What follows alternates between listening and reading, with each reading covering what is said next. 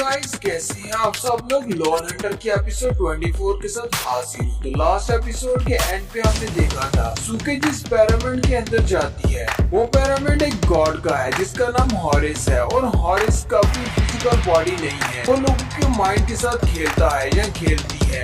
उसकी special ability जिसका नाम गॉड ड्रीम है, सुके भी उसकी स्पेशल एबिलिटी में ट्रैप हो जाती है और वो अपनी मेमोरीज में गुम हो जाती है। जहाँ पर उसका सामना रैन के साथ होता है, वो रैन के पीछे ट्रैफिक में से भागती भी जाती है। वो रैन के कंधे पर हाथ रख के उसे बुलाती है। हालांकि रैन तो वहाँ पर रुक जाता है, लेकिन उस वक्त पीछे से गाड़ी आती है और उसे ठोक देती है, जिसकी वजह से वो वहीं पर नीचे गिर जाती है। रैन उसके सामने खड़ा होता है। रैन उसकी तरफ देखता और कहता है, तुम तो सूखे हो, अपने भाई के मरने के बाद तुम तो काफी ज्यादा हाई स्पिरिट में लग रही हो। लगता है कि तुम्हें अपनी भाई की मौत का जरा भी दुख नहीं हुआ। साथ ही नेक्स्ट सीन फिर से अरीना का दिखाया जाता है, जहाँ पर सीजन गॉड साइटी के साथ फाइट कर रहा है। सीजन अपने पास एक सीरम निकाल कर पीता है, जिसके बाद उसकी पावर थोड़ी सी बढ़ जाती है। लेकिन गॉड साइटी बहुत ज्यादा पावरफुल है, वो बार बार उस पर अटैक करता है, जिसकी वजह से सीजन बहुत ज्यादा जख्मी हो चुका है। सीजन इतना ज्यादा जख्मी हो जाता है कि वो अपनी तलवार को नीचे टेक कर वहीं पर बैठ जाता है और कहता है, ये वाला गॉड तो बहुत ज्यादा पावरफुल है। मुझे तो नहीं लगा था कि मैं यहाँ पर आकर अकेले आकर गलती कर रहा हूँ, लेकिन मुझे अब लग रहा है कि वाकई मैंने गलती कर दी है। साहित्य भी उसका मजाक उड़ाते हुए कहता है, तुम यहाँ पर जब आए थे तब तुमने कहा था कि तुम एक मर्द हो और तुम मर्द की तरफ फाइट करना चाहते हो, लेकिन यहाँ पर देखो, अपनी हालत तो देखो जरा,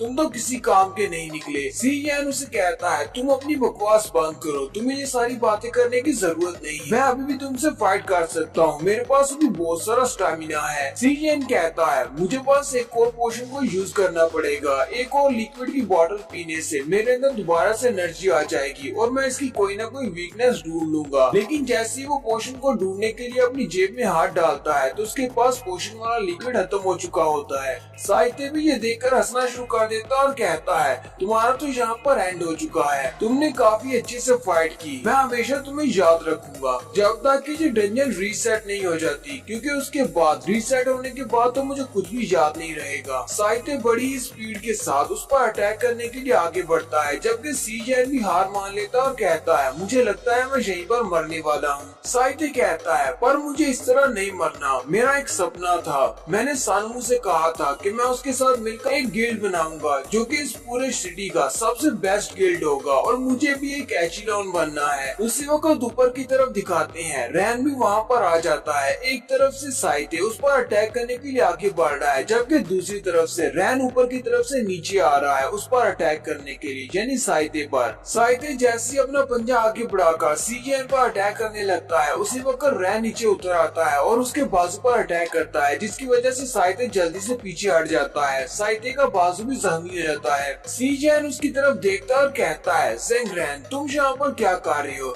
रैन साहित्य के सामने खड़ा हो जाता है। रैन सीजन से कहता है, तुम इसको इसी तरह समझ लो, मैंने तुम्हारी कीमत अदा कर दी। थोड़ी देर पहले इस डंजन के बाहर तुमने बुलेट को काट कर मेरी जान बचाई थी, अब मैंने यहाँ पर तुम्हारी जान बचा दी, तो हमारा हिसाब बराबर हो चुका है। साथ ही रैन अपने हीलिंग स्किल को एक्टिवेट करता है और सीजन की बॉडी पर जितने भी जख्म होते हैं उन सबको हील करना स्टार्ट कर देता है। सीजन जब हील हो रहा होता है, वो उससे कहता है, रैन तुम यहाँ पर क्या कर रहे हो और तुम यहाँ पर कैसे आए। रैन उसे कहता है, इस डंजन के बाहर मैं सानवू से मिला था, सानवू ने मुझे यहाँ पर भेजा है ताकि मैं तुम्हें प्रोटेक्ट कर सकूं। रैन उसे कहता है, सानवू तुम्हारे लिए बहुत ज्यादा परेशान था, हालांकि मैं वैसे भी इस डंजन में आने वाला था, लेकिन सानू की वजह से मुझे डायरेक्टली यहाँ पर आने पड़ा है और मैं काफी ज्यादा जल्दी आ गया हूँ। अभी तो मुझे बहुत सारी तैयारी करनी थी। सानू ने कहा कि तुम बड़े बेवकूफ हो और तुम अकेले ही फाइट करना चाहते हो, इसलिए तुम यहाँ पर किसी न किसी मुसीबत में पड़ जाओगे। उसने बाहर मुझे ढूंढा और मुझे तुम्हारे पास भेज दिया ताकि मैं यहाँ पर आकर तुम्हें प्रोटेक्ट कर सकूँ। उसने मुझे सीधा यहाँ पर भेजा है, इस गॉड के पिरामिड के अंदर। रैन उसे कहता है, तुम्हारा वाइस प्रेसिडेंट सानवू बहुत ज्यादा अमेजिंग है, वो एक बहुत ही अच्छा आर्किटेक्ट है, उसने बहुत ही जल्दी से सिस्टम को हैक कर लिया, मैं ये देखकर बहुत ज्यादा इम्प्रेस हुआ हूँ, उसके पास तो बहुत सारे ट्रिक्स हैं। सीजन भी उसकी बात सुनकर बहुत ज्यादा खुश हो जाता है और कहता है, हाँ सानवू ऐसा ही है, और साथ ही उसको थैंक यू करते हुए कहता है, तुम्हारा बहुत बहुत शुक्रिया, अगर तुम यहाँ पर नहीं आते तो मैं तो इस बॉस के सामने घुटने टेक कर हार मानने वाला था। रैन उसे कहता है, ये सारी बातें बात के लिए बचा कर रखो, पहले हमें इस बॉस के साथ फाइट करनी है, पहले इसको खत्म करते हैं। सीजीएन उसे कहता है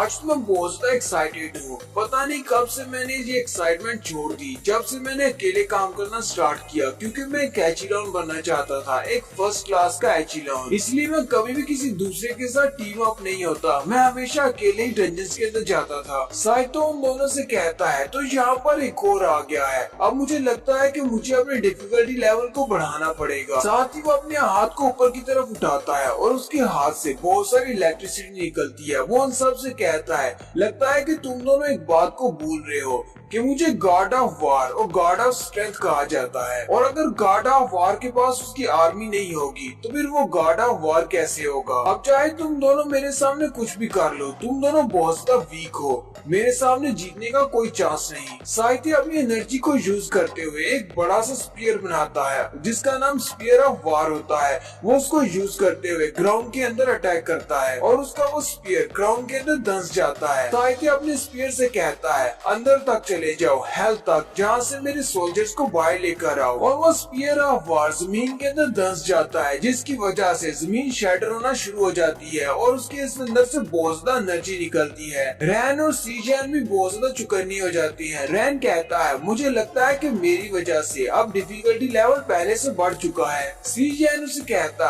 हाँ, इसके अटैक्स पहले से बहुत ज्यादा पावरफुल हो गए हैं। उसी वक्त वो सामने की तरफ देखते हैं, जैसी लाइटनिंग वहाँ से हटती है तो वहाँ पर कुछ डेड स्केलेटन्स खड़े होते हैं। रैन कहता है ये वाला गार्ड तो बहुत ज्यादा पावरफुल है, अगर ये वाला गार्ड इतना ज्यादा पावरफुल है तो फिर इस फॉरगेटन सी डंजन का बॉस कितना ज्यादा पावरफुल होगा। सीजन उसे कहता है तुम्हें पैनिक होने की जरूरत नहीं है, चाहे ये कितना ही स्ट्रॉन्ग क्यों ना हो, हम दोनों मिलकर इसका सामना कर सकते हैं। लेकिन सीजन जैसे ही अपने सामने की तरफ देखता है तो रोशनी हटने के बाद वहाँ पर डेड सोल्जर्स की पूरी एक आर्मी होती है। वहाँ पर बहुत सारे स्केलेटन सोल्जर्स होते हैं, वहाँ पर कोई 4-5 नहीं बल्कि हजारों की तादाद में स्केलेटन सोल्जर्स होते हैं। साइती उन दोनों से कहता है मेरी इतनी ज्यादा आर्मी के सामने क्या अब तुम दोनों के अंदर भी इतनी ज्यादा हिम्मत है कि तुम दोनों इनके सामने भी हंस सको। उन सारे डेड सोल्जर्स के हाथ में बाले होते हैं, वो अपने बाले लेकर सामने की तरफ आगे बढ़ते हैं, जबकि वो दोनों सेंटर में खड़े होते हैं। सीजन रैन से कहता है थोड़ी देर पहले मैंने तुमसे कहा था कि हम दोनों मिलकर इनका सामना कर सकते हैं, लेकिन मुझे लगता है कि मैंने अपनी लाइन को क्रॉस कर दिया, तुम्हें अपना ख्याल उती रखना पड़ेगा।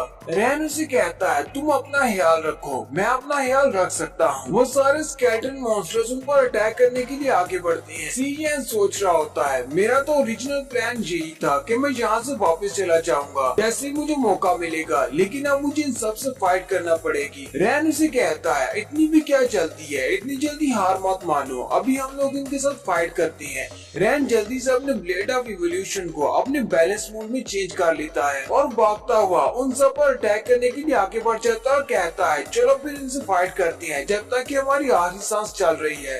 जैसे ही वो उन सबको मारना स्टार्ट करते हैं, रैन कहता है ये सारे बहुत ज्यादा वीक हैं, लेकिन यहाँ पर बहुत सारे हैं। सीजन भी बहुत सारे स्केलेटन्स को मार देता है और कहता है यहाँ पर तो और बहुत सारे आ रहे हैं, तब तक साइते जिंदा है, ये पता नहीं कहाँ से निकलते आ रहे हैं। रैन उसे कहता है तो फिर इसका मतलब हम लोग यहाँ पर ज्यादा देर तक नहीं टिकने वाले। अच्छा मुझे ये बताओ क्या तुम कभी स्काई टावर में गए हो? सीजन उसे कहता है मुझे नहीं पता तुम किस बारे में बात कर रहे हो, मैंने कभी स्काई टावर नहीं देखा। रैन उसे कहता है मैं स्काई टावर से होकर आ रहा हूँ, वहाँ पर मैंने इसी तरह के बहुत सारे मॉन्स्टर्स का सामना किया है, मुझे लगता है कि मैं पूरा दिन इन सारे मॉन्स्टर्स को मार सकता हूँ, लेकिन फिर भी ये बहुत ही बुरा प्लान है, हमें कोई ना कोई आइडिया लगाना पड़ेगा, हमें इनके बॉस को मारना पड़ेगा। साइती अभी भी अपने पास से बहुत सारे स्केलेटन्स निकालता जा रहा होता है और उन सबसे कहता है लगता है कि तुम लोगों को वार टैक्टिक्स के बारे में कुछ भी नहीं पता, जब तक मैं जिंदा हूँ मेरी आर्मी मेरे साथ जिंदा रहेगी, और जब तक मैं जिंदा हूँ ये आर्मी दोबारा से रीजनरेट करती रहेगी, जब तक कि तुम दोनों में से सिर्फ एक नहीं बच जाता, उसके बाद वो ग्लैडिएटर मूड में चला जाएगा और मैं उसके साथ 1-on-1 फाइट करूंगा। नेक्स्ट सीन पिरामिड के बाहर का होता है, फर्नांडो ओएसिस का, वहीं पर क्लोवर गिल्ड की मास्टर भी आ जाती है। गिल्ड लीडर मिस्टर ल्यू से कहता है मिस्टर ल्यू मुझे लगता है कि किसी गिल्ड की लीडर यहाँ पर आ रही है। क्लोवर गिल्ड की लीडर वहाँ पर आते ही उसे कहती है मिस्टर ल्यू हमें एसोसिएशन की तरफ से एक मैसेज मिला था कि यहाँ पर कुछ लोग फंस गए हैं, उन सब की मदद करने के लिए जाना है, इसलिए हम लोग यहाँ पर आए हैं। ज़ॉम्बी भी अपनी गिल्ड लीडर को देखकर बोसदा खुश रहती है और कहती है, चले शुक्र है आप यहाँ पर आ गई, मैं तो बोसदा परेशान हो गई थी। वहीं पर जियांग चैंग गिल्ड के लीडर भी आ जाते हैं अपने साथियों के साथ। उनके गिल्ड मास्टर का नाम कीसू जैन होता है। मिस्टर लियू उन दोनों से कहते हैं, तुम दोनों के यहाँ पर आने की वजह से हमारी बोसदा हेल्प हो जाएगी। हम लोग इस फॉरगेटन सी डंजन को बहुत ही आसानी से क्लियर कर लेंगे। यहाँ पर एक तीसरे गिल्ड वाले मेंबर की भी एंट्री होती है जो कि गिल्ड लीडर है, जिसके गिल्ड का नाम रॉयल मैप गिल्ड है। उन सबसे कहता है, अगर एक जगह पर बहुत सारे कीड़े मकोड़े इकट्ठे हो जाएं, तो फिर भी वो कीड़े मकोड़े ही रहते हैं, वो लोग किसी डंजन को क्लियर नहीं कर सकते। मिस्टर लियू उन सबको देखकर बोसदा हैरान हो जाती है और कहती है, तुम सब लोग यहाँ पर क्या कर रही हो? तुम सब लोग तो टॉप गिल्ड वाले हो। वहीं पर रॉयल मैप गिल्ड वालों के साथ दो और बंदे भी होते हैं जो कि सिटी के सबसे टॉप हंटर्स हैं। रॉयल मैप ग्रुप का लीडर उन सबसे कहता है, एसोसिएशन वालों ने हमसे हेल्प मांगी थी, तो हम लोग अपने साथ इन दोनों को भी लेकर आए हैं ताकि हमारे पास एक्स्ट्रा हेल्प हो जाए। रॉयल मैप ग्रुप का लीडर आगे बढ़ता है और क्लोवर गिल्ड के लीडर से कहता है, तुम्हें यहाँ पर देखकर खुशी हुई। मुझे तो लगा था कि तुम सारा दिन बैठकर सिर्फ वीडियोस ही बनाती हो, मुझे नहीं पता था कि तुम वापस में डंजन के बिजनेस में आ गई हो। रॉयल मैप गिल्ड का लीडर उन सबसे कहता है, चलो अभी ठीक है, मैं तुम्हें अपने दोस्तों से मिलवाता हूँ जिन्हें मैं अपने साथ स्पेशल लेकर आया हूँ। ये दोनों फर्स्ट एचिलॉन है। वो यहीं पर उन दोनों के नाम बताता है। एक का नाम जो होता है वो वैन फेंग होता है और दूसरे का नाम लू वैन होता है। बाकी के सारे हंटर्स ये बात सुनकर बोसदा हैरान हो जाते हैं और कहते हैं, क्या ये दोनों वाकई में फर्स्ट एचिलॉन है? इसका मतलब तो ये हुआ कि ये डिस्ट्रिक्ट सी के सबसे टॉप गिल्ड के मेंबर्स हैं। मिस्टर लियू कहते हैं, ये दोनों तो वाकई में फर्स्ट एचिलॉन है। मुझे इन्हें देखकर लगा था कि मेरी आंखों ने धोखा दिया है, लेकिन ये तो वाकई में फर्स्ट एचिलॉन है। मिस्टर लियू आगे बढ़ते हैं और फर्स्ट एचिलॉन वैन फेंग के सामने अपना हाथ करते हुए कहते हैं, मैं चीफ जाओ के लिए काम करता हूँ, एसोसिएशन का एक मेंबर हूँ। वैन फेंग हंसते हुए उससे कहता है, तुम्हें लगता है कि मुझे इस बात से कोई फर्क पड़ता है कि तुम एसोसिएशन के मेंबर हो या फिर किसी और टीम के? मेरा यहाँ पर तुम्हारे से कोई भी काम नहीं है। हम लोग यहाँ पर डंजन को क्लियर करने के लिए आए हैं। जैसे ही हम लोग इस डंजन को क्लियर कर लेंगे, मैं तो यहाँ से जाना चाहूंगा, किसी बार में बैठकर लड़कियों के साथ मजा करूंगा। मिस्टर लियू से कहते हैं, हाँ हम लोग इस डंजन को क्लियर करेंगे, लेकिन मुझे लगता है कि मैं पहले थोड़ी सी प्रिपरेशन करनी पड़ेगी। वैन फेंग गुस्सा हो जाता है और कहता है, तुम्हारी हिम्मत कैसे हुई? तुम तो सिर्फ एक सेक्रेटरी हो, तुम कैसे मैं बता सकती हो कि मैं क्या करना है क्या नहीं करना? लू वैन आगे बढ़ता है और वैन फेंग से कहता है, वैन फेंग तुम्हें मिस्टर लियू के लिए सारी बात को मुश्किल नहीं करना चाहिए, जो वो कह रहे हैं वो चुपचाप मान जाओ। लू वैन आगे बढ़ता है और मिस्टर लियू के साथ हाथ मिलाते हुए कहता है, मुझे आपसे मिलकर बोसदा खुशी हुई।